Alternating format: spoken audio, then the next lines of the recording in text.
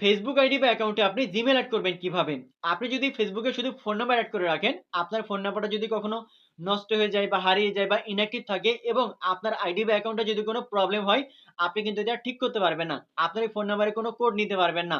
But আপনার যদি Gmail account add করা থাকে খুব সহজেই ফোন নাম্বারের বিকল্প হইতে আপনার অ্যাকাউন্টটা আপনি রিকভার করতে পারবেন, জিমেলে কোড নিতে পারবেন অর্থাৎ প্রবলেমটা সলভ করতে পারবেন। এজন্য প্রত্যেকটা ফেসবুক আইডি বা অ্যাকাউন্টে একটা করে জিমেল অ্যাকাউন্ট এড করা মাস্ট বি প্রয়োজন।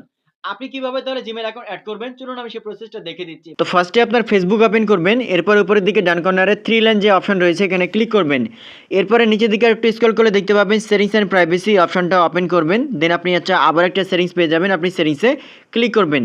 এরপরে ছোট্ট করে লেখা থাকবে পার্সোনাল ডিটেইলস এই অপশনে আপনি ক্লিক করবেন। এরপরে নিচের দিকে একটু স্ক্রল করলে দেখতে পাবেন লেখা থাকবে আবারও পার্সোনাল ডিটেইলস এই অপশনটা আপনি ওপেন করবেন।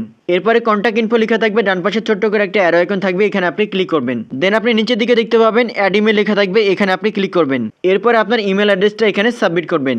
ইমেল অ্যাড্রেস সাবমিট করার পরে নিচের দিকে নেক্সট লেখা আছে, এখানে আপনি ক্লিক করবেন। নেক্সটে ক্লিক করার পরে ওই জিমেল একটা কোড যাবে, কোডটা এখানে সাবমিট করতে হবে। কোড সাবমিট করার পরে নিচের দিকে নেক্সট লেখা থাকবে, নেক্সটে ক্লিক করবেন। তো দেখতে পাচ্ছেন অলরেডি কিন্তু ইমেল অ্যাড্রেসটা অ্যাড হয়ে গেছে। এখন এখান থেকে ক্লোজ লেখা আছে, এখানে আপনি ক্লিক করবেন। এখানে ক্লিক করার পরে দেখতে পাচ্ছেন জিমেল অ্যাড্রেস কিন্তু অ্যাড হয়ে গেছে। সো এইভাবে খুব সহজেই কিন্তু আপনি ফেসবুকে আপনার জিমেল অ্যাড্রেস অ্যাড করতে পারবেন। ভিডিওটি টাইমলাইনে শেয়ার করে সবাইকে দেখার সুযোগ করে দিন। ধন্যবাদ।